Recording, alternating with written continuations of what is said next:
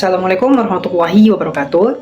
Saya Rizky Ananda Putra dari Prodi Teknik Komputer, jurusan Teknik Informatika dan Komputer, dengan NIM 24021050021. Nah, di sini saya akan menjelaskan tentang metode virtual chaining dalam sistem pakar. Nah, kita bakal bahas dari pengertian, cara kerja, contoh kasus, sampai bagaimana menentukan kesimpulan dari data atau gejala yang diberikan. Oke, langsung saja. Yang pertama, kita harus tahu dulu apa itu inferensi di sistem pakar. Nah, dalam sistem pakar, inferensi itu proses menghasilkan informasi baru berdasarkan data yang sudah ada. Mesin yang mengurus proses ini namanya inference engine. Nah, metode inference ini ada dua. Yang pertama, forward chaining, dan yang pertama adalah forward chaining, dan yang kedua adalah backward chaining. Oke, yaitu pelacakan ke depan dan pelacakan ke belakang. Tapi di video kita ini akan fokus ke forward chaining saja. Nah, apa itu forward chaining? Jadi, forward chaining itu adalah metode penalaran yang dimulai dari fakta menuju kesimpulan. Makanya disebut data driven, karena prosesnya digerakkan oleh fakta yang kita ketik di awal. Jadi, sistem akan membaca fakta yang diberikan, lalu mencari aturan if, then, mana yang cocok, dan akhirnya menentukan kesimpulan.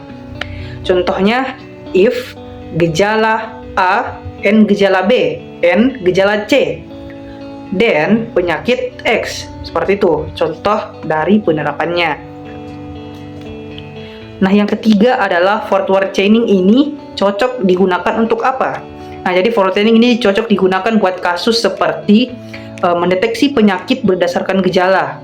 Yang kedua, menentukan kerusakan komputer dari keluhan. Dan yang ketiga adalah sistem kontrol dan peramalan. Serta yang terakhir adalah pokoknya semua masalah yang dimulai dari kesimpulan, dari kumpulan fakta menuju kesimpulan. Oke, yang selanjutnya adalah langkah-langkah membuat sistem forward chaining.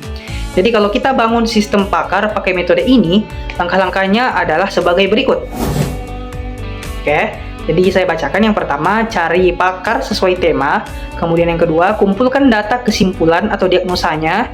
Yang ketiga adalah mengumpulkan data gejala atau premis. Yang keempat adalah meminta pakar menyusun aturan if then. Kemudian, masukkan data tersebut ke dalam sistem. Dan yang terakhir adalah sistem tinggal menghitung fakta dari user, lalu mencocokkan ke role, lalu mengeluarkan hasilnya. Seperti itu. Nah, cara kerja dari forward chaining ini yang pertama, secara umum, yang pertama adalah sistem menampilkan daftar gejala atau premis. Kemudian user memilih gejala yang dirasakan. Kemudian sistem mencocokkan fakta itu dengan role yang cocok menghasilkan konklusi. Kemudian konklusi tersebut dengan kecocokan tertinggi dipilih menjadi hasil akhir.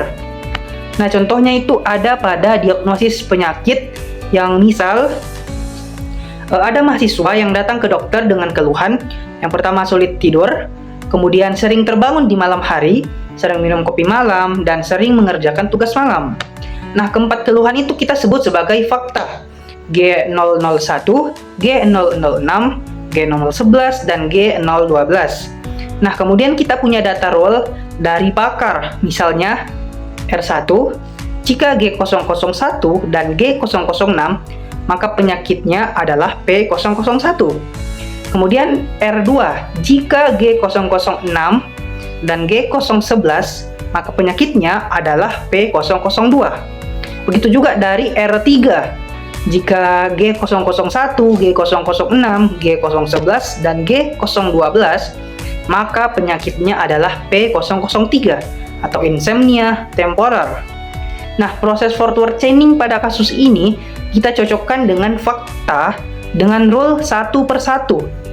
Jadi, rule 3 atau R3 adalah rule yang paling lengkap dan mencocokkan semua gejala yang diberikan. G001 sudah, G006 sudah, G011 selesai, dan G012 juga selesai, sudah terpenuhi. Jadi rule ini paling kuat tingkat kecocokannya. Jadi kesimpulannya, pasien didiagnosa menderita insomnia temporer dengan kode P003.